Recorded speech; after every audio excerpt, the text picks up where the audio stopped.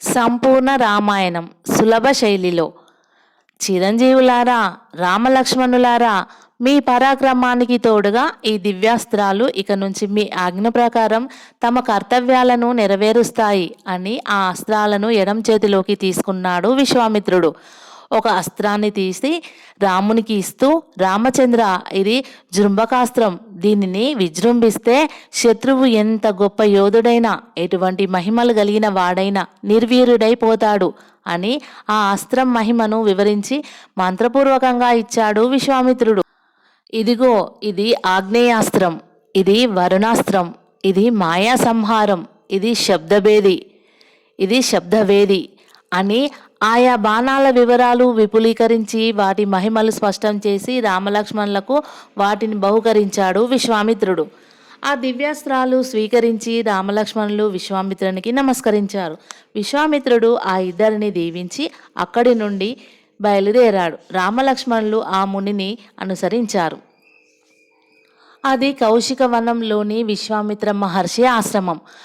వేదాంగ విధులు తపోనిష్టా గరిష్ఠులు అయిన మునులతో కలిసి విశ్వామిత్ర మునీంద్రుడు ఆశ్రమం ముందు ఆరుబయట యజ్ఞదీక్ష వహించి ఉన్నాడు. హోమగుండంలో నుండి అగ్నిదేవుడు ఆకాశం అంటేటట్లు జ్వాలలు సాచి జ్వాజ్వాలమానంగా వెలుగుతున్నాడు. మునులు, ఋత్విజులు, యాజకులు గొంతెత్తి మంత్రాలు చదువుతున్నారు. విశ్వామిత్రుడు మామిడాకుల దొంతర్లతో నిర్మించబడిన గరిటెతో పక్కనే ఉన్న నేతి బాండం నుంచి నెయ్యి తీసుకొని మంత్రపూర్వకంగా అగ్నిలో పోస్తున్నాడు. ఆ పరిసర ప్రాంతంలోని మునులు, మునిపత్నులు వచ్చి ఆ యజ్ఞంలో పాల్గొన్నారు. కమ్మని నేతి వాసనతో, అగరు ధూపాదులతో ఆ ప్రదేశం అంతా మనోహరమైన సువాసనలు వెదజల్లుతోంది. మునుల మంత్రాలు మంగళాయమానంగా శ్రావ్యంగా వినిపిస్తున్నాయి. రామలక్ష్మణులు ధనుర్బాణాలు ధరించి యజ్ఞశాల చుట్టూ తిరుగుతూ యజ్ఞ విధులను సంరక్షిస్తూ ఉన్నారు.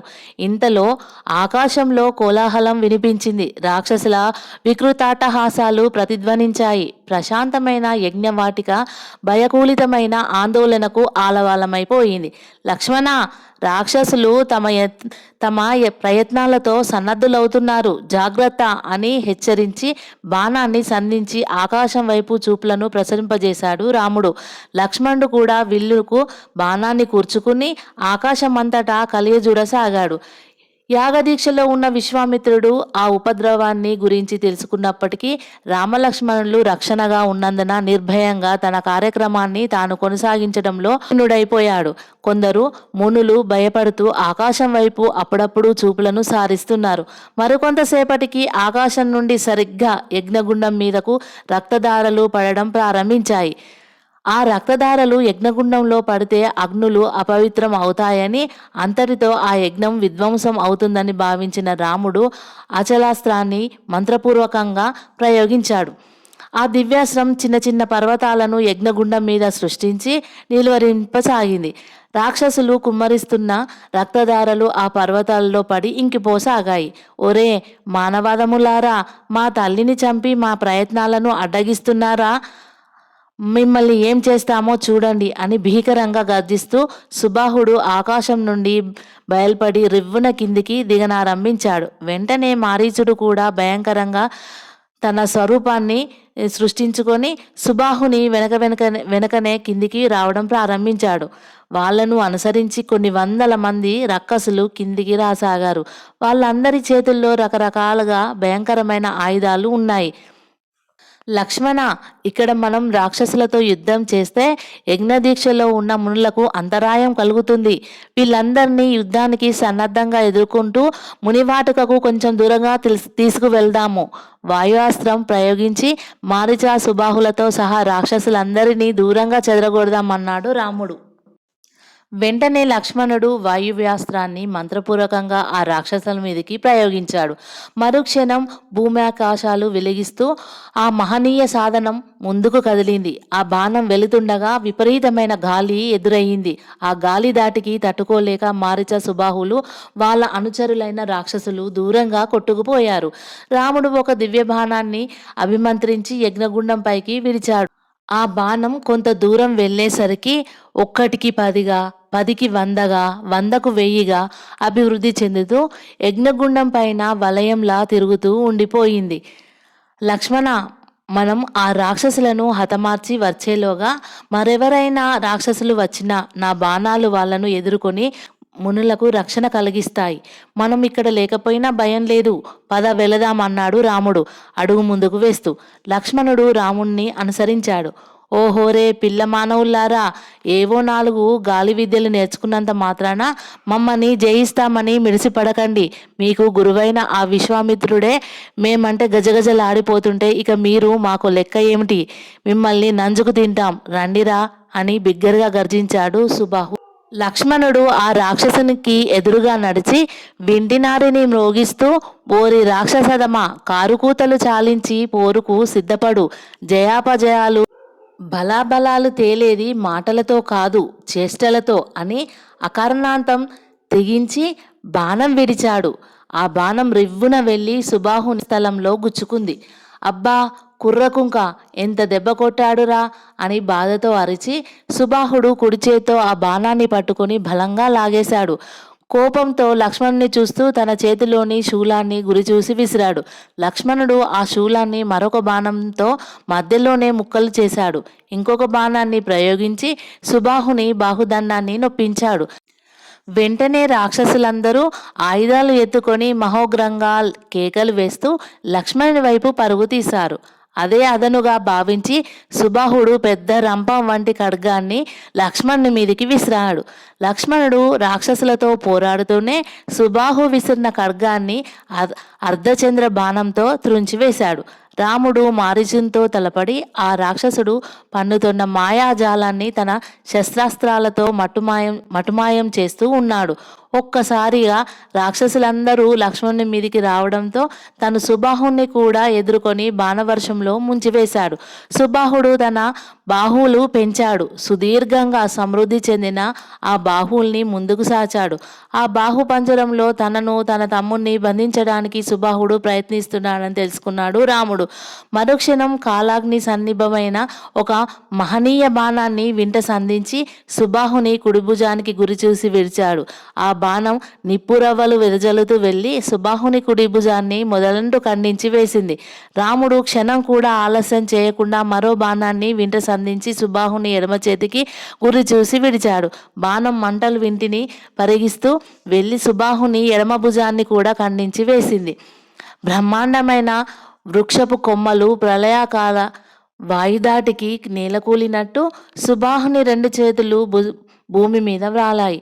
చేతులు తెగిన సుబాహుడు బిగ్గరగా అరుస్తూ నోరు తెరిచి రాముని మీదికి దూకాడు. రాముడు వేరొక శస్త్రరాజం ప్రయోగించి సుబాహుని శిరస్సును ఖండించి వేశాడు. తన సోదరుడు మృతి చెందినందుకు దుఃఖం కోపం ఉప్పిరిగొనగా మారీచుడు తన మాయాజాలంతో రాముని మీదికి విజృంభించాడు. చూస్తుండగానే ఆకాశం నుండి వేల కొద్ది విషనాగులు భయంకరంగా నోళ్లు తెరుచుకొని క్రిందికి జారాయి. అవి విషాగ్నులను చిమ్ముతూ రాముని వైపుగా ముందుకు పరిగెత్తడం ప్రారంభించాయి. ఆ కృత్రిమ సర్పాల ఆర్భాటానికి రాముడు చిన్నగా నవ్వుకుంటూ వాటి మీదికి గరుడాస్త్రాన్ని ప్రయోగించాడు. ఆ అస్త్రం పాముల దగ్గరికి వెళ్ళగానే ఆ కొన్న గ్రద్దలన్నీ కూడా వేల కొలది ఆవిర్భవించాయి. వెంటనే ఆ గ్రద్దలు ఒక్కొక్కటి ఒక్కొక్క సర్పాన్ని కాళ్ళతో ఒడిసి పట్టుకొని ఆకాశంలోకి ఎగిరిపోయాయి. మారీచుడు తన మాయాజాలంతో మంటలను సృష్టించి రాముని మీదకు పంపగా రాముడు వర్ణాస్త్రంతో మంటలను చల్లార్చాడు. మారీచుడు సింహాలను పులులను సృష్టించాడు. అవి భయంకరంగా నోళ్లు తెరుచుకొని రాముని మీదకు రాసాగాయి. రాముడు ఆగ్నేయాస్త్రం ప్రయోగించి ఆ ఘాతుక మృగాలన్నింటినీ భస్మం చేశాడు. ఆ విధంగా మారీచుడు పన్నిన మాయలన్నింటికీ ప్రతిక్రియలను సృష్టించి అతని మాయలు మటుమాయం చేసి రాముడు ఒక మహనీయాస్త్రాన్ని మంత్రపూర్వకంగా మారీచుని మీదికి విడిచాడు. ఆ దివ్య బాణం బోనాంతరాలు ప్రతిధ్వనించేటట్టు శబ్దం చేస్తూ మారీచుని మీదికి వెళ్ళింది. మారీచుడు రకరకాల మాయలు చేస్తూ ఆ అస్త్రాన్ని ఎదుర్కోవడానికి ప్రయత్నించాడు. కానీ ఆ మహనీయ బాణం అతని మాయలన్నింటినీ వమ్ము చేసి ముందుకు పయనించింది. మారీచుని సమీపించి ప్రచండమైన వాయువలయాన్ని సృష్టించి ఆ దివ్యాస్త్రం ఆ వాయువలయంతో సహా మారీచుని మాయం చేసింది. ఆ విధంగా మారీచ సుబాహుల పీడను వదిలించి రాముడు లక్ష్మణుని వైపు నడిచాడు. అప్పటికే తను చుట్టుముట్టిన రాక్షసులనందరినీ హతమార్చి లక్ష్మణుడు రామునికి ఎదురు వచ్చాడు. తమ్ముణ్ణి కౌగిలించుకొని, లక్ష్మణ, మనం ప్రప్రథమంగా యుద్ధరంగంలో ప్రవేశించి ప్రథమ యుద్ధంలో విజయాన్ని సాధించాం. విశ్వామిత్ర మహర్షి యజ్ఞాన్ని రక్షించి తండ్రి గారి మాటను నిలబెట్టాం. యజ్ఞం పూర్తి కాగానే విశ్వామిత్ర మునీంద్రులను వీడుకొని మన రాజ్యం వెళ్ళాలి. మన కోసం తల్లిదండ్రులు ఆందోళన పడుతూ ఉంటారు అన్నాడు రాముడు. రామలక్ష్మణుల బల పరాక్రమాల సహకారం వల్ల విశ్వామిత్ర మునీంద్రుడు యజ్ఞాన్ని పూర్తి చేశాడు. మునులందరూ సంతోషించారు.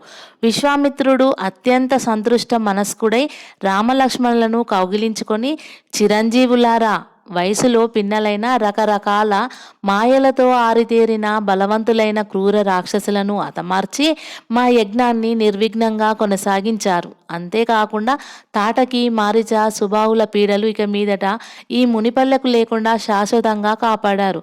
మీరు చేసిన ఈ మహోపకారానికి మునులందరూ కృతజ్ఞులై ఉంటారు అన్నాడు. మహాత్మా, మీ వంటి మహర్షులకు ఉపకరించని మా క్షత్రియ పౌరుషాలు, శస్త్రవిద్యలు వ్యర్థం కాదా? మా బాధ్యతలను మేము నెరవేర్చినందుకు ఇంతగా కొనియాడవలసింది ఏమీ లేదు.